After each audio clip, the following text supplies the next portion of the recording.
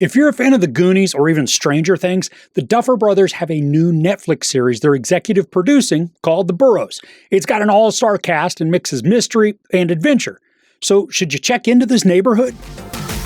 In a seemingly perfect retirement community, a grieving newcomer's strange encounter inspires him to join a misfit crew of unlikely heroes who uncover a dark secret that proves their golden years are more dangerous than anyone expects.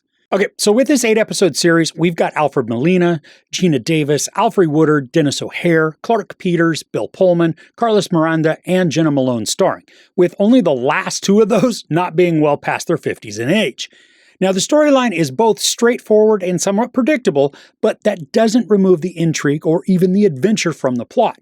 And when the cast comes together, that's when the whole thing shines, creating this production whose positives greatly outweigh the negatives. The main plot follows a group of retired people living in a cul-de-sac. Bill Pullman, Geena Davis, Alfre Woodard, Clarke Peters, and Denis O'Hare are longtime friends and neighbors who work to befriend the newcomer to the community, Alfred Molina. Now, Molina is wonderfully grumpy and standoffish. He's newly widowed and doesn't want to be there at all. Despite the somewhat intrusive friendliness of the rest, he very slowly begins to slightly warm to them. But then he happens upon something very strange and dangerous, and that urges him to begin an investigation that draws the others in as well. And because this cast is mainly made up of the older acting generation, it is really awesome to see them in top form, and being hired for something more than just a cameo within a series. And watching these actors, it made me think of Cocoon. Did you know that Wilford Brimley was only 51 when he starred in that movie? I mean, what the heck? He's playing some geriatric retiree, and he was only 51. I mean, now none of the actors in this series look as though they're approaching the end of their road. They're lively and energetic. It just baffles me, though, that so many actors of the previous generation looked way older than they really were. Okay, I know that had nothing to do with anything, but whatever. I love the setting of this community. While it's picturesque and pristine, it's out in the middle of literal nowhere, surrounded by this desert as if it's some long-abandoned nuclear test site that they just bulldozed away the debris and then built a town on top. There's a loneliness to the isolation, but also a sort of menace, because if something really is happening within this community, there aren't any outside resources to assist. But then if there is something nefarious going on, what better victims than the aged? I mean, many, if not all, would be seen as senile or nearing dementia if they were to ever tell a loved one of what they expected.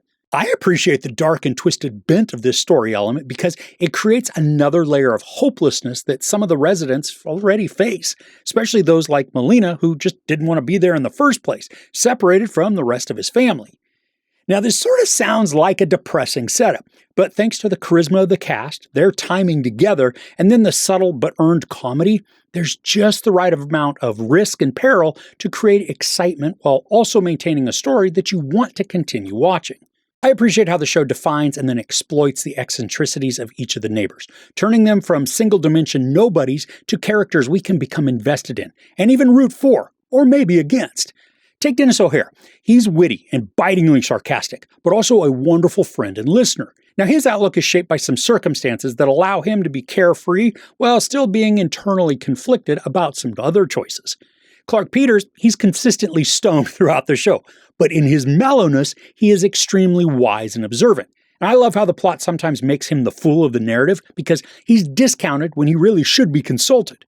Each member has unique qualities that create robust presences, but no matter how larger than life some may get, the writing never allows them to overshadow Molina. And this is really his story, and ultimately his journey.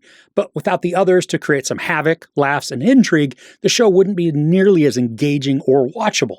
I mean, we need this group dynamic, much like the Goonies or Stranger Things. The collective assembly of the off-kilter personalities is the glue that binds the whole thing together. And I also appreciate the theme of belonging and appreciation for life that the story explores. The characters start out feeling as though they're discarded and forgotten, and then that's reinforced by some key plot devices. But by the end, there's a camaraderie and a belonging that's built, demonstrating some massive growth that only works to make the characters more endearing. Now, of course, with a mystery, there needs to be some antagonists, even villains.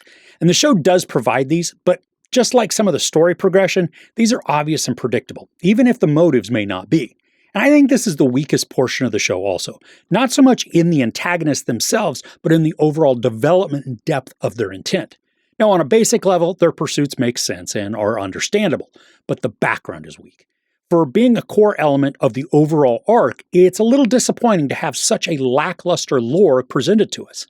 And really, it's barely even skimmed over. I mean, we can get the gist and make our own assumptions, but I think had the story built this out way more than it did, the story could have delved much deeper into its mythos and then perhaps even created something that feels as though it reaches beyond what happens inside the retirement community. As it stands, once the conclusion is reached, that's it. Now, I'm not looking for additional seasons, although to have more of the central cast would be awesome, but just to have richer world building for the adversary would certainly add to the show's memorability. Now, because of the nature of this story, the show utilizes a lot of CGI. I was pretty impressed at how realistic the graphics were. They showcase textures and movements that are believable and mildly creepy. And the lighting on the graphics, I think it's also great to watch. A lot of the time, especially with subpar CGI, the imagery has this flatness, even a thin halo around it, like it's been photoshopped poorly into a scene. Here, the visuals appear organic and part of the surroundings, so they don't end up distracting from the storytelling, but instead create more immersion in it. Despite the episodes each being close to an hour, the pacing is steady with a building urgency. Now, outside of the lack of development on the antagonists, the writing, it doesn't rush us through progressions in ways that feel as though we're missing chunks of information.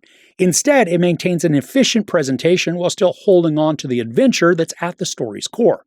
Overall, I had fun with the Boroughs. It's comedic, stacked with seasoned but still prime cast, contains both core journeys and engaging side quests, and most importantly, draws on the honed strengths of the actors to build out endearing and mischievous characters who long for adventure, but also they don't want to miss out on cocktail hour.